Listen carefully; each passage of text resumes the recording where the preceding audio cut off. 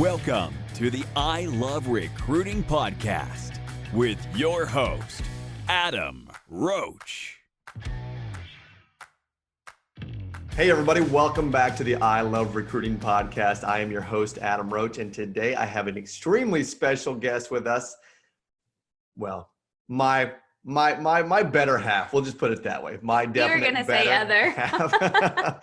Dana Gentry is with us today, and she has an incredible track record in the recruiting space, in the leadership space, and is a massive thought leader. And well, I'm just going to call you Dana, but honey, welcome to the show. Thanks. It's about time you had me on here. Right. Goodness. Well, so here we are. You're here. You made it. Yep. Tell everybody who you are. Tell everybody what it is you've done, you've accomplished, and where you grow into. Okay. So where do you want me to start? Who are you? As far back as when? I don't care. I mean, okay. You were born and then what happened? Oh, that's a long time. Okay. So this is my 16th year in real estate. I went to the University of Kentucky for college and actually did not graduate. I got my license in real estate when I was in between sophomore and junior year of college. And I actually was listening to a podcast this morning with John Maxwell and Tyler Perry, and Tyler Perry was sharing that he didn't graduate from college either. And, I love to hear when someone doesn't graduate from college. Yes. So got into real estate and worked new construction and sold a lot of houses and then did that at a small mom and pop company. Then was with Remax for a few years. And then about 7 years ago, I think, joined Keller Williams. Right after I joined Keller Williams, I started to build a team. And then the office that I was a part of, we launched a brand new office in Lexington, Kentucky.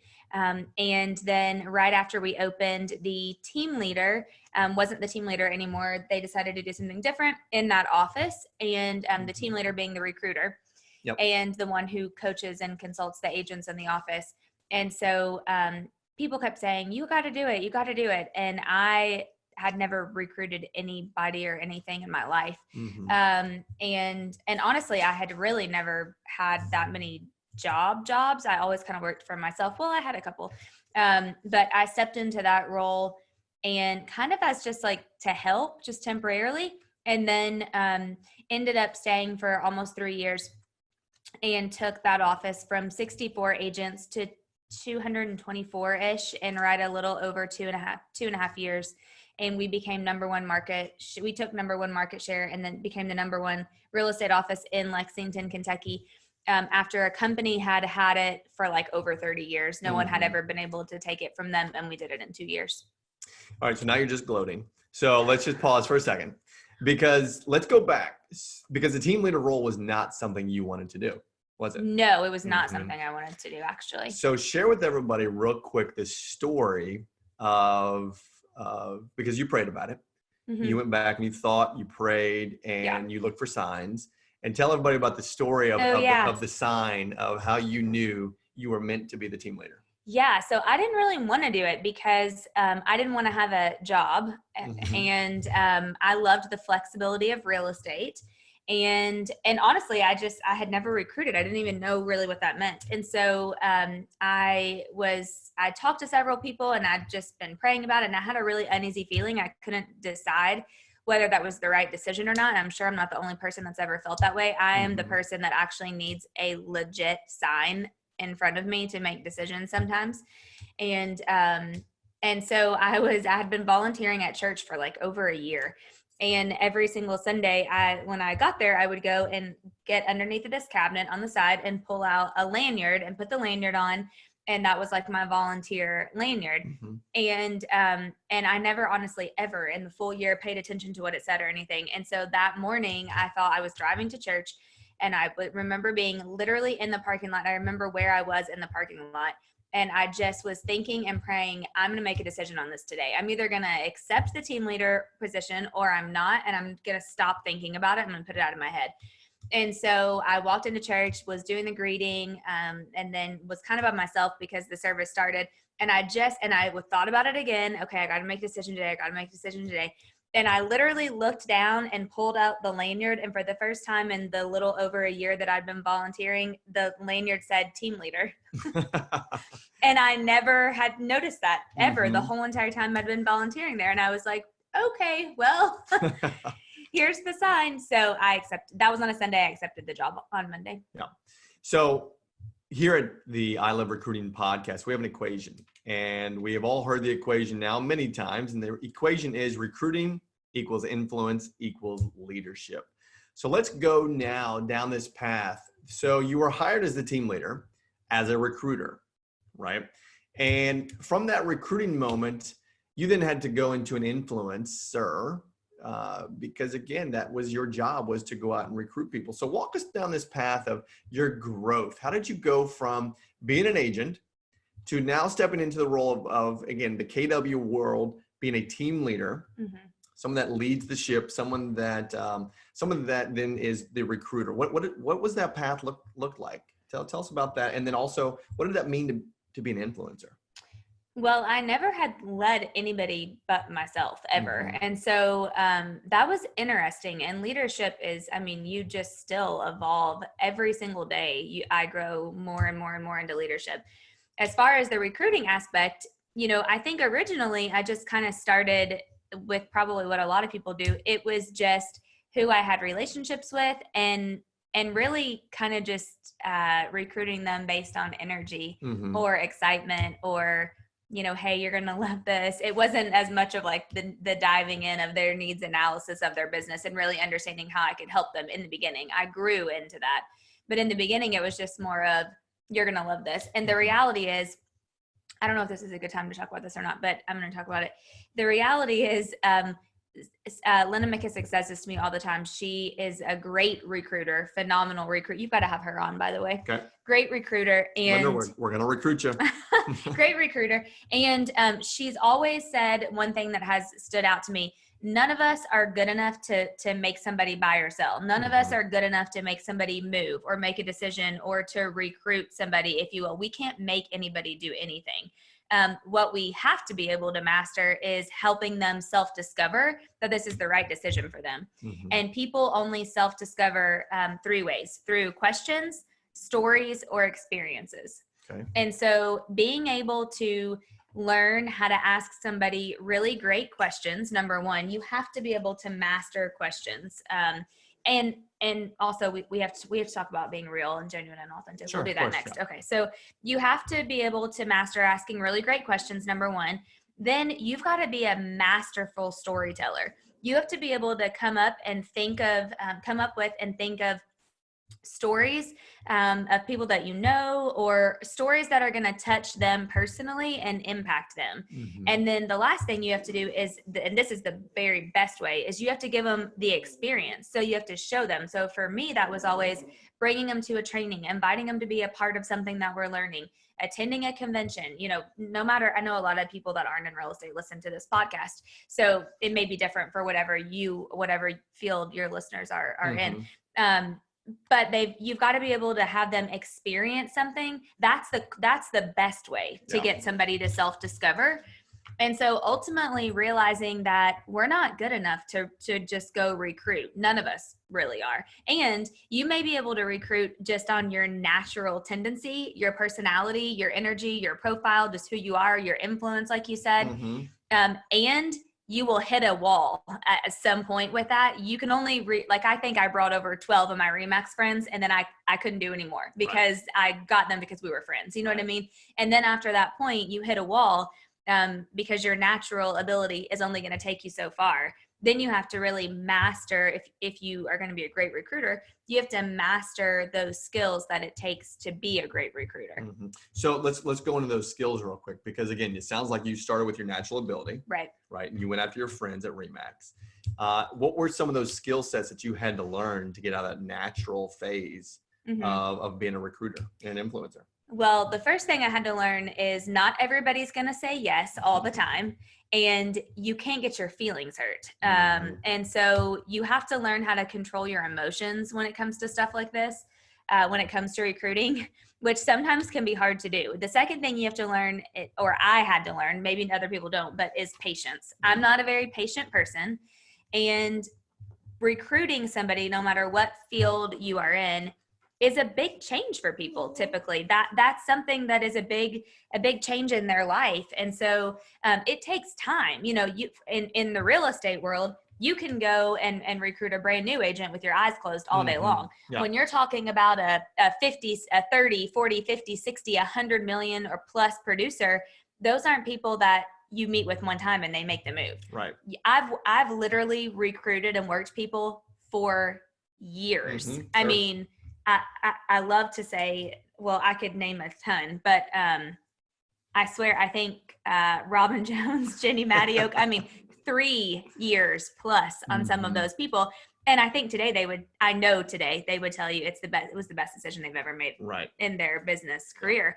It just takes time. So you have to learn patience and you have to stay the course. Yeah. And so for me, that's very difficult and challenging. I am a visionary, not an integrator. So I had to also learn, number 3, I would say, to be surrounded by really good people who their strengths are my weaknesses.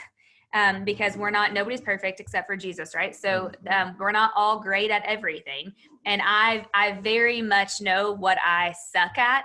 And I suck at at the implementation of things and the follow-up.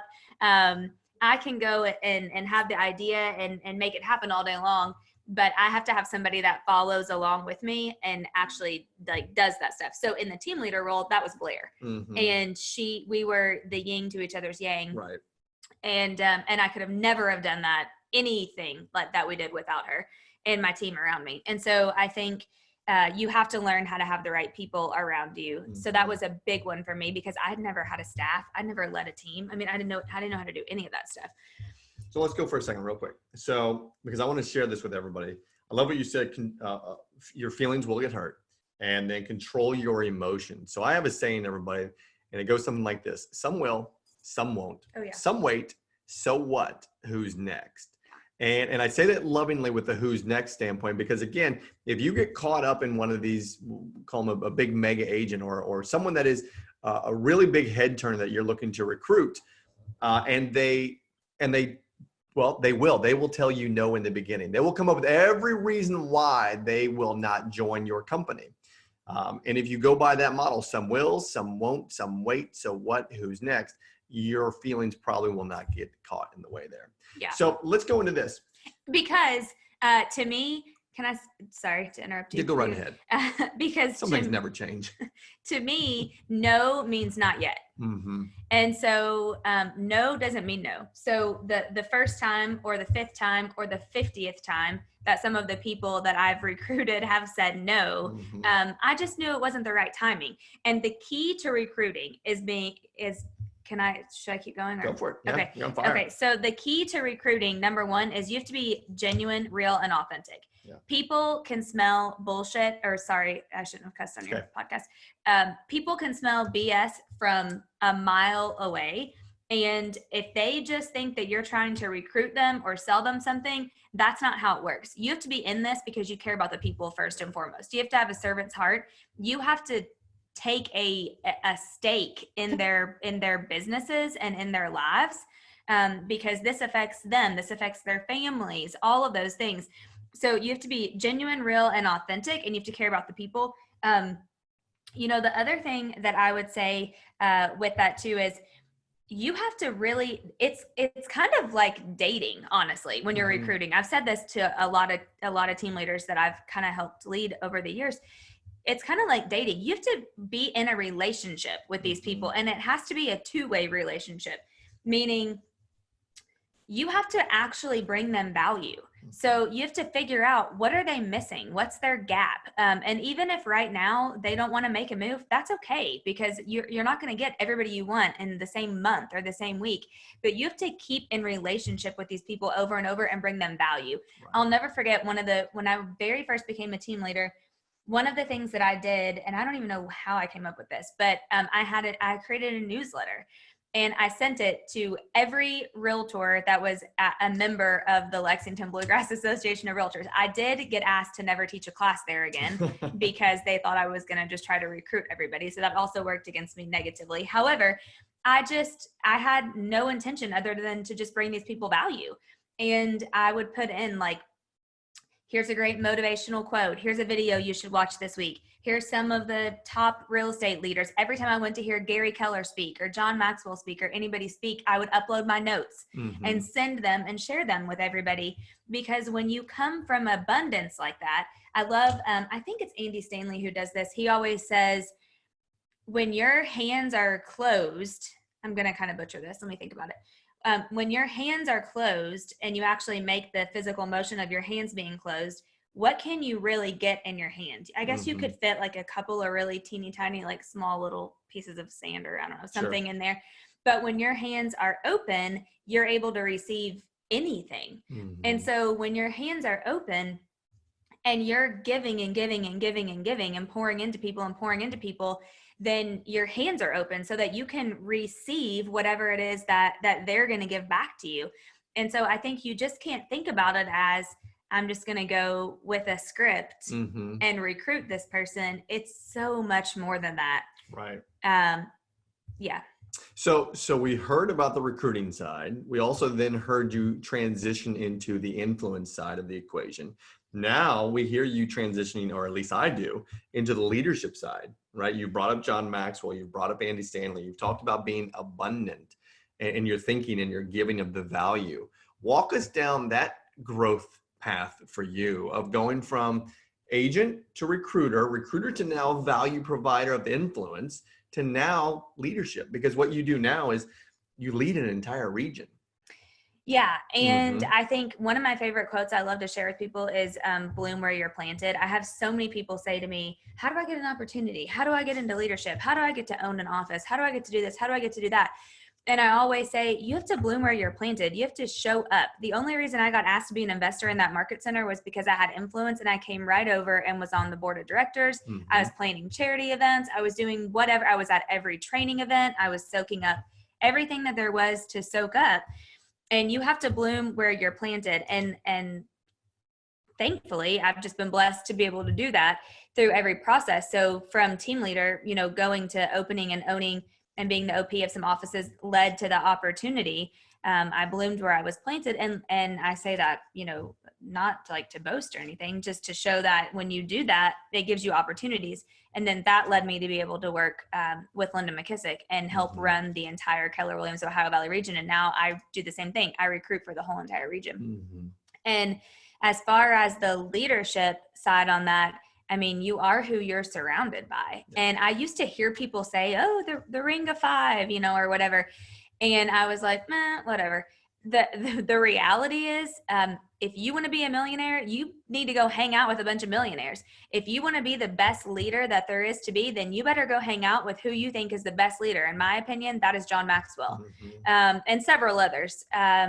If getting to listen and be around Gary Keller. I mean, Gary's the most influential man in real estate. There's only 200 and something billionaires, I think, in the United States, and he's one of them. And I get to hear him every single week. Right. So it's just, who are you? Like, sometimes I used to sit in that room. Now I sit on the Zoom, thanks to COVID-19, and think, man, out of 160 something thousand people in this company, there's 90 or so of us on the call.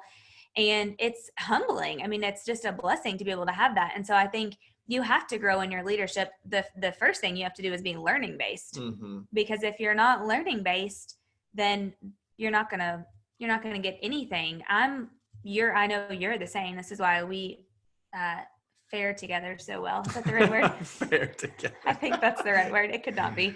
But we're junkies. We're obsessed. We actually have in our budget a specific amount that we say every single year, this is what we're going to do. Some years are more than others, but to actually go and learn and to hear Craig Rochelle and Andy Stanley and John Maxwell and, who else, like all the people that we've gone to learn from. And I just think when you stop learning, you die. And so you have to be learning based, and then you just have to be around good leaders. Well, and to your point of surrounding yourself with who's. Right. So let's go down the leadership. Oh, I have a good story. Well, can I? Yeah. Okay, good. Yeah, and then you can bring it up. Okay. So think about the who's, right? And this is for all the listeners, and we'll give you an example of this. I fell in love with John Maxwell in 2010, and I was a member of his certified coaching program way back in the day. And I have a picture. I'll probably post it on my Instagram here, maybe tomorrow for Throwback Thursday. Yeah, when I had hair. And I got to meet John for the first time. And that's when I fell in love with his leadership style and his leadership teachings. Now we go to his John Maxwell, it's exchange. And we've gone now 2 years in a row. We went to Beverly Hills 2 years ago. This past year, we flew all the way to London. And this year, we're going to be in San Diego. And I'm sharing this story because as we go to these events, it's not just John Maxwell that we get to surround ourselves with now. It's the room filled with other leaders that we get to now immerse ourselves with and grow with. And how does that relate to recruiting? Well, it grows you as a human being. And then as you're able to go back in the equation, we say leadership then also equals influence, which then equals simple recruiting. Yeah. Right. So, okay, go ahead and share your story. I kind of forgot it. Oh, I know. I was just going to say surrounding yourself with leaders. So I heard Tyler Perry. I know I'm talking about Tyler Perry twice today, but he happens to be fresh in my mind. I loved one time he shared in an interview with John Maxwell that he always, when he was a kid, he would watch Oprah, and he would, just kind of like, he was kind of obsessed with her, not like in a romantic way, but in like a man, like that. I want to be an Oprah. Like he wanted to be like the male version of Oprah, right? Or be as successful as Oprah. And he said he always felt like he had a kinship with her, which you might not know that word. It's kind of a Southern word. But he said he always felt like he had kind of a kinship with her. Is that with an I or an E? I think it's with an I. Okay. Meaning that he felt like that they were like that they should be together, that they should be friends, that they should be in each other's worlds. He felt like she was like a part of his family. She just didn't know who the heck he was. And so when he finally, obviously he became very successful. And he talks about the first time that he met Oprah. And he said that he, of course, was kind of starstruck, but he said he told her, I always felt that we were going to do things together. I've always felt like I had a kinship towards you.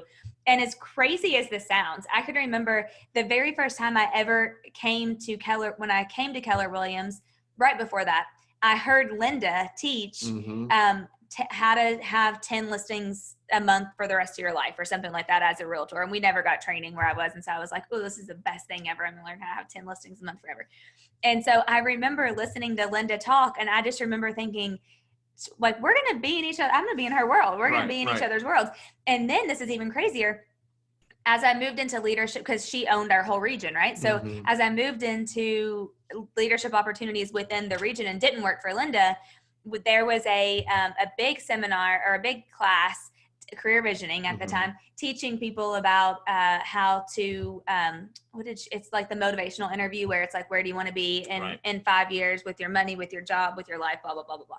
And so Linda was actually teaching the class, and somehow she had said before, I mean, we knew each other, obviously, but she said, hey, can I use you to do the motivational interview on? So I have a picture of me sitting in this stool with my Yeti cup full of water at the front of this room of like probably 300 other agents, realtors, and leaders in the room. And Linda's walking me through where I want to be in 5 years. And I said, I want to work for the region. And it's crazy when I look back and think about all of that. It's just like when you have to really believe those things, and more than believe them, you have to see them. And I have actually like put them on my vision paper. I don't have a board because I don't like clutter, and I mean, where do you even put one of those big boards anyway? So I have them on like a piece of paper that I usually keep in my planner. I took yours down. Yeah, I had one here in the office. I knew you were looking for it. In the closet. I put it in the closet. Great. They're just not practical. But anyway, board. So you have to really believe and see yourself in those ways and in those opportunities, I guess is the better word. And all of that goes with recruiting, because if you don't see yourself as somebody who's going to be able to make a big difference in people's lives, then you're not going to. I put this right here. I mean, you can't see it. We're on a podcast, but I was born to do great things. Yeah. Right. I mean, that's a very, very simple affirmation. However, it's one that you're speaking of influencing and impacting people's lives, right? Yeah. You're born to do great things. Okay, great. Okay, this has been very, very valuable. Thank you. Good. You're welcome. Thanks. I actually learned a few things from you today. So that was good. Right. Record that, actually. Okay, where can people go find you, number one? And let's do a couple things. Promote the podcast. Okay, number one. Promote your Wednesday morning mindset. Oh, awesome. Right? Let's get that out there. Okay. And then tell everybody where they can find you so they can go follow you and learn. Okay, so I am not great at Facebook, but I am great at Instagram. So you can find me on Instagram at Dana G Gentry is my little name, whatever it's called, handle. And then I have a podcast with Linda McKissick, and it's called Everything Life and Real Estate. And even if you are not a realtor or in real estate, you should still listen to it because we truly talk about all kinds of stuff. We have a lot of really great guests on there. We've had several lately who have been awesome. We just had the author of Rocket Fuel, and we had a top genetics health doctor from Dallas, Texas, talking about genetics and stuff. So anyway, Everything Life and Real Estate podcast. I mean, my email, danagentry@kw.com. I mean, that's up to you if you want to. Yeah, sure. Yeah. And you then, just did, by the way. Okay, Yep. That's fine. And then also, I just started, honestly, because of all of this COVID-19 stuff that's going on. I don't know when you're going to air this, but I'm sure we'll probably still be dealing with it. So, I just started a Wednesday morning, 30 minutes. It's a Zoom. We had like 80 something people on this morning. It's just called Wednesday Morning Mindset with Dana. And I have friends in there. I have clients in there. I have peers in there, other leaders, a lot of great people. So on Facebook, actually, there is a closed Facebook group that is called Wednesday Morning Mindset with Dana. And they can go join that Facebook group and you can get the link. And anybody, I'd love to have anybody hop on Wednesday mornings at 9 a.m. to 9:30. It's just 30 minutes Eastern Standard Time. Gotcha. Perfect.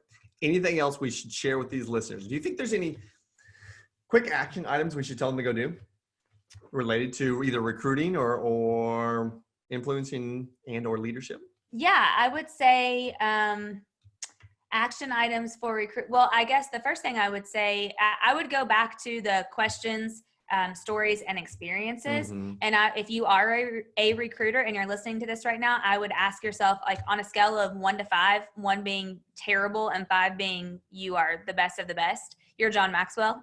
How great are you at asking questions? Right. And then I would say for stories, can you identify 3 to 5? You don't need a ton because you'll forget them. Right. Can you identify 3 to 5 stories that relate to whatever world you're in, whatever your recruiting or leadership world that you're in? Can you identify 3 to 5 stories that you can share over and over to your people? And then with experiences, what are you providing that you can actually invite those people to so that they can experience something? Are you having a training that they can experience what you're doing? Do you have a product that you can send to them so they can experience it first, or whatever that looks like for you? Those would be mine. Yep, that's really, really good. So asking questions real quick before we end. If you go to iloverecruiting.com and fill out the top form, I personally will send you 26 questions that I have used, created, and tweaked along the way of being a recruiter for the last 20 years that I'll send you. So again, iloverecruiting.com and fill out the top form section, and we'll send that over to you. And I believe this is probably going to drop on Friday. So that's that. Go download I Love Recruiting podcast on whatever platform you listen to, and we will be back next time. So this is your host, Adam Roach, with special guest, my honey, Dana Gentry. See you. Bye. Thanks.